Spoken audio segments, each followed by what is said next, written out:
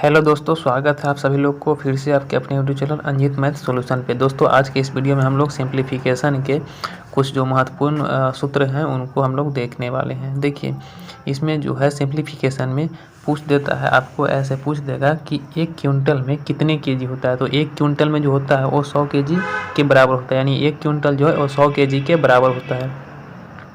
अगला है, आपसे अगर पूछ देगा कि 1 टन में कितने क्विंटल होते हैं, तो 1 टन में जो है वो 10 क्विंटल होते हैं। आपसे ऐसे ही पूछ सकता है कि 10 क्विंटल में कितने टन होगा, तो 10 क्विंटल में 1 टन होगा। आप लोग ये जान लीजिए।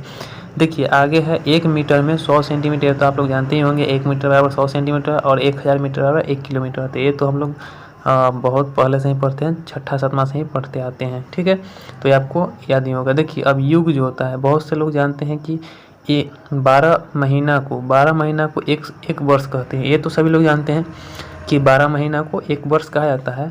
लेकिन देखिए 12 वर्ष को जो है वो एक युग कहा जाता है। अगर आपसे कोई पूछ देगा कि एक युग में कितने वर्ष होते हैं, तो ये बहुत लोग कंफ्यूज हो जाएंगे। तो देखिए एक युग में जो है वो 12 वर्ष के बराबर होता है एक युग, ठीक है। अब आपसे पूछेगा पक्ष। देखिए एक महीना में 30 दिन होता है, एक महीना में जो 30 दिन होता है, लेकिन यहाँ पे 15 दिन को हम लोग एक पक्ष कहते हैं। आप लोग जानते हैं कि एक सप्ताह जो होता है वो 7 दिन का होता है। एक सप्ताह हम लोग जानते हैं कि 7 दिन का होता है। लेकिन देखिए यहाँ पे 15 दिन जो होता है एक पक्ष बहुत लोग नहीं जानते हैं। और सिंप्लीफिकेशन में जो है बहुत से जो है क्वेश्चन में पूछ देता है आपको कि एक पक्ष कितने दिन के बराबर होता है। तो एक पक्ष होता है वो 15 दिन के बराबर होता है। देखिए अब दशक बहुत लोग नहीं जानते। तो दशक किसको कहते हैं, तो 10 वर्ष को जो है एक दशक के बराबर होता है, यानी 10 वर्ष जो होता है वो एक दशक के बराबर होता है। चलिए आगे देखते हैं। एक शताब्दी किसको कहते हैं, तो 100 वर्ष को एक शताब्दी कहते हैं। 100 वर्ष को जो है वो एक शताब्दी कहते हैं। अगर आपसे पूछे कि एक शताब्दी में कितने वर्ष होते हैं, तो एक शताब्दी में जो है वो 100 वर्ष के बराबर होता है। देखिए अब हम लोग कुछ देखते हैं इधर। जैसे ये क्वेश्चन दिया हुआ है x प्लस 1/x बराबर के। आपको क्वेश्चन में दे देगा x प्लस 1/x बराबर के, तो x स्क्वायर बराबर 1/x स्क्वायर बराबर क्या होगा। तो देखिए जब भी आपको दे देगा तो यहाँ पे क्या देगा, के स्क्वायर -2। अब के जो है के जगह पर आपको कोई डिजिट दे देगा। क्वेश्चन में किस तरीके से, ये तो फार्मूला हो गया। क्वेश्चन किस तरीके से पूछता है वो आपको बता रहे हैं। देखिए x प्लस 1/x बराबर के जगह पर कोई संख्या दे देगा आपको, जैसे 2 दे देगा या फिर 3 दे देगा या फिर 4 दे देगा। तो x प्लस 1/x बराबर मान लीजिए कि 2 दे दिया और पूछ देगा आपसे कि x square plus 1/x square बराबर क्या होगा। तो यहाँ पे हम लोग कैसे निकालेंगे, यहाँ पे के जगह पर 2 है तो 2 का स्क्वायर कर देंगे और -2 कर देंगे। अगर यहाँ पे 3 रहेगा तो यहाँ पे 3 का स्क्वायर कर देंगे और इसमें से 2 घटा देंगे। तो हमारा जो भी आंसर आएगा वो x square plus 1/x square का मान आ जाएगा। ठीक उसी तरह x माइनस 1/x बराबर के दिया रहे और x square plus 1/x square बराबर पूछ दें, तो हमारा क्या हो जाएगा, के स्क्वायर प्लस 2। देखिए यहाँ पे प्लस है तो यहाँ पे माइनस है, और यहाँ पे माइनस वाला है तो यहाँ पे प्लस हो जाएगा, ठीक है। इसका उल्टा हो जाएगा, ठीक है। अगर प्लस है तो यहाँ पे माइनस और माइनस है तो प्लस, ठीक है। अब इसमें क्वेश्चन कैसे पूछेगा, तो x माइनस 1/x बराबर के जगह पर आपको 2 या 3 या कोई भी संख्या 10 20 कुछ भी दे देगा। तो आपको के जगह पर क्या वैल्यू, अगर पूछ देगा आपसे कि x square plus 1/x square बराबर क्या होगा, ये आपको दिया रहेगा और ये आपसे x प्लस 1/x स्क्वायर बराबर पूछ देगा। तो यहाँ पे के जगह पर अगर 4 दिया रहे तो यहाँ पे 4 का स्क्वायर प्लस 2 कर देंगे। अगर 5 दिया रहा है तो 5 का स्क्वायर प्लस 2, यहाँ पे जो भी जितना भी संख्या दिया रहा है उसका स्क्वायर करके 2 जोड़ देंगे उसमें से, ठीक है। चलिए आगे हम लोग देखते हैं। आगे जो है क्या करा, x प्लस 1/x बराबर के दिया रहे और x³ प्लस 1/x³ बराबर पूछ दे, तो हम क्या करेंगे, k का क्यूब और -3k कर देंगे। यहाँ पे k का वैल्यू कुछ भी दिया रहे वही उसका क्यूब कर देंगे और -3 में उतना k को गुना कर देंगे। ठीक उसी तरह माइनस वाला में x माइनस 1/x बराबर k, तो x³ माइनस 1/x³ बराबर क्या हो जाएगा, तो k³ प्लस 3k, ठीक है। k कोई संख्या है जिसको हम यहाँ पे रख के मान निकालेंगे x³ माइनस 1/x का। देखिए आगे जो है x प्लस 1/x बराबर दिया रहेगा।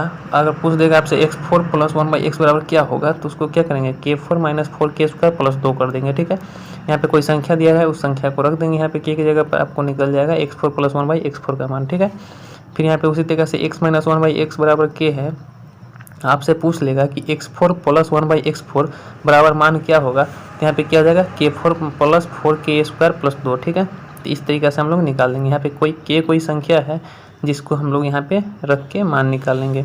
आगे दिया हुआ x प्लस 1/x बराबर k, तो x5 प्लस 1/x5 बराबर क्या होगा, तो x5 प्लस 1/x5 बराबर k5 माइनस 5k³ प्लस 5 के होगा। ठीक है, उसी तरीके से x माइनस 1/x बराबर के दिया रहा है, x5 माइनस 1/x5 पूछ दे तो के स्क्वायर प्लस 5k3 अब प्लस 5k हो जाएगा आपका। ठीक है, देखिए अब कुछ अगले हम लोग यूनिट डिजिट के बारे में कुछ फार्मूला पढ़ लेते हैं। देखिए यूनिट डिजिट में जो है वो यूनिट डिजिट अगर 0 1 5 6 अगर दिया रहे, अगर यूनिट डिजिट 0 1 5 6 दिया रहे तो हम कोई चेंज नहीं करेंगे, सिर्फ जो हमारा अगर 0 दिया रहेगा यूनिट डिजिट में तो हमारा 0 ही आंसर हो जाएगा।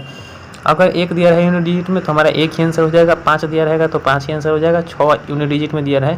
अच्छा, यूनिट डिजिट का मतलब क्या होता है? इकाई अंक। ठीक है, बहुत से लोग यूनिट डिजिट बोलते हैं तो हिंदी नहीं समझ रहे होंगे, इकाई अंक कहते हैं उसको। ठीक है, यूनिट डिजिट अगर निकालने के लिए यानी इकाई अंक निकालने के लिए कहे और उसका किसी भी संख्या का इकाई अंक अगर 0 रहे तो उसका 0 ही हो जाएगा, 1 रहेगा तो 1 ही रहेगा, और 5 रहेगा तो 5 या 6 रहेगा तो 6, यानी कि 0 1 5 अगर रहेगा तो नो चेंज होगा। अगर यूनिट डिजिट यानी इकाई अंक 0 1 5 6 के अलावा अगर कोई भी संख्या रहे, ठीक है, कोई भी संख्या रहे, जैसे 0 1 5 6 को छोड़ेंगे तो क्या आ जाएगा हमारा? 2 आ जाएगा, 3 आ जाएगा, 4 आ जाएगा, 5 तो यहाँ पे नहीं होगा, 6 नहीं होगा, 7 हो जाएगा, 8 हो जाएगा और 9 हो जाएगा। अगर ये सब रहेगा तो उसमें क्या करेंगे? अगर पावर रहेगा तो उसमें पावर में 4 से भाग देंगे। देखिए इसको क्वेश्चन जो बनाएंगे जिस समय क्वेश्चन बनाएंगे उस समय इसको क्लियर कर देंगे। ठीक है, अभी आप लोग इतना ही याद रखिए कि यूनिट डिजिट 0 1 5 6 रहेगा तो नो चेंज है, 0 1 5 6 के अलावा कोई भी संख्या है तो पावर में 4 से भाग देंगे। इतना ही याद रखिए, क्वेश्चन जिस समय बताएंगे उस समय आपको एक कंसेप्ट क्लियर कर देंगे। देखिए अब हम लोग थोड़ा सा विभाज्यता का नियम जानते हैं। देखिए विभाज्यता का नियम में जो है वो 2 से 9 तक हम लिख के आए हैं, 2 से लेके 11 तक लिख के आए हैं विभाज्यता का नियम। देखिए विभाज्यता के नियम में क्या कहता है कि 2 से विभाज्यता होने के लिए क्या होना चाहिए? तो इकाई अंक जिसका 0 2 4 6 8 रहेगा, जिसका इकाई अंक 0 2 4 6 8 रहेगा वह संख्या जो है वो 2 से विभाजित हो जाएगा। जिस संख्या का इकाई अंक 0 2 4 6 8 रहेगा वह 2 से विभाजित हो जाएगा। 3 से विभाज्यता का नियम, देखिए सभी अंकों का योग 3 से विभाजित होगा तो वह संख्या 3 से विभाजित। मान लीजिए कि कोई संख्या दिया 425, अब उसको जोड़ के देखेंगे, 425 को जोड़ के देखेंगे यानी 4 2 और 5, 425 में क्या क्या संख्या है? 4 2 5, 425 में 4 2 5 आया तो 4 2 5 को जोड़ेंगे और अगर 3 से विभाजित होगा तो वह संख्या 425 जो है विभाजित होगा, अगर नहीं होगा विभाजित, अगर उसका योग विभाजित नहीं होगा तो वह संख्या 3 से विभाजित नहीं होगा। ठीक उसी तरीके से 9 से विभाज्यता का नियम, देखिए सभी अंकों का योग अगर 9 से विभाजित, जैसे इसमें क्या था 3 से विभाजित होने के सभी अंकों का योग 3 से विभाजित हो, तो उसी तरीके से इसमें 9 से विभाज्यता का नियम में क्या है? सभी अंकों का योग 9 से विभाजित होगा तो वह संख्या भी 9 से विभाजित हो जाएगा। देखिए अगला है 4 से विभाजित होने का नियम, तो 4 से विभाज्यता का अंक क्या कर रहा है? अंतिम 2 अंक 0 या 4 से विभाजित हो। देखिए अगर किसी संख्या का अंतिम अंक 2 गो 0 है, यानी कि मान लीजिए कि 100 है तो 100 में क्या है? अंतिम 2 अंक 0 है तो वह 4 से विभाजित हो जाएगा। 200 है उसमें अंतिम 2 अंक क्या है? और 0 है तो वह 4 से विभाजित हो जाएगा। मान लीजिए कि 432 है तो 432 में अंतिम 2 अंक क्या है? 32, 32 4 से विभाजित हो रहा है, इसका मतलब वह 4 से विभाजित हो जाएगा। उसी तरीके से अगला है 8 से विभाज्यता का नियम, देखिए अंतिम 3 अंक या तो 0 या क्या हो 8 से विभाजित हो।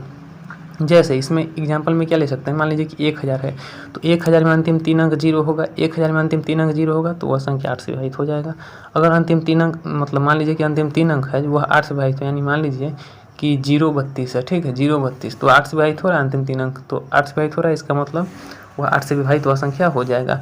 चलिए अगला जो है 5 से विभाज्यता का नियम, देखिए 5 से विभाज्यता का नियम में क्या कर रहा है?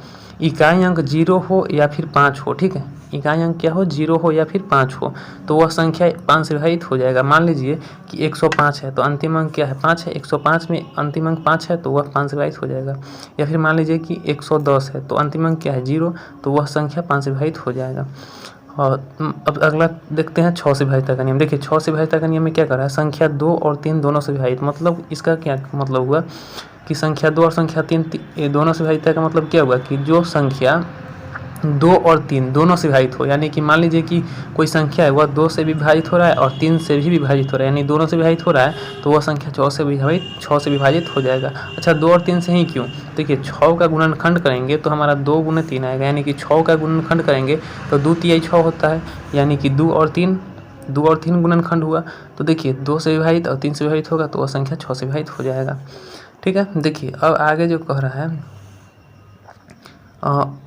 7 11 या 13, ठीक है 7 11 या 13 से, तो 7 11 और 13 से भाई संख्या लगातार 6 बार हो तो वह संख्या 7 11 या 13 से विभाजित हो जाएगा।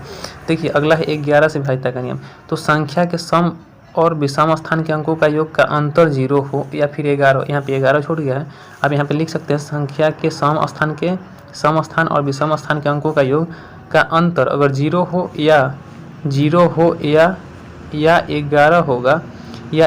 होगा तो वह संख्या 11 से विभाजित हो जाएगा। ठीक है, 11 से विभाजित का नियम क्या हो जाएगा? संख्या के सम स्थान के अंकों का योग और विषम स्थान के अंकों का योग। जैसे मान लीजिए कि 222 है, ठीक है, 222, तो 222 में सम स्थान के अंकों का योग ले लेंगे और विषम स्थान के अंकों का योग लेंगे और उसका अंतर फिर कर देंगे। अगर वह 0 आए या फिर 11 आए, अगर ये दोनों में से आएगा तो वह 11 से विभाजित हो जाएगा। अगर 0 11 के अलावा किसी संख्या से और आ रहा है, इसका मतलब 11 से विभाजित नहीं होगा। तो हमने इस वीडियो में सिंप्लीफिकेशन के जो है वो बहुत से फार्मूले को देखा।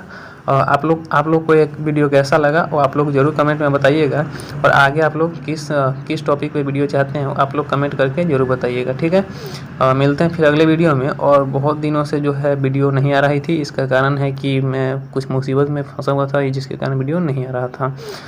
अभी जो है वाइट बोर्ड पे भी अभी फ़िलहाल नहीं आएगा वीडियो, और देखते हैं जैसा होता है, आपको कॉपी पे ही थोड़ा छोटा वीडियो बना के मिल जाएगा। ठीक है, धन्यवाद, मिलते हैं फिर अगले वीडियो में। जय हिंद, जय भारत।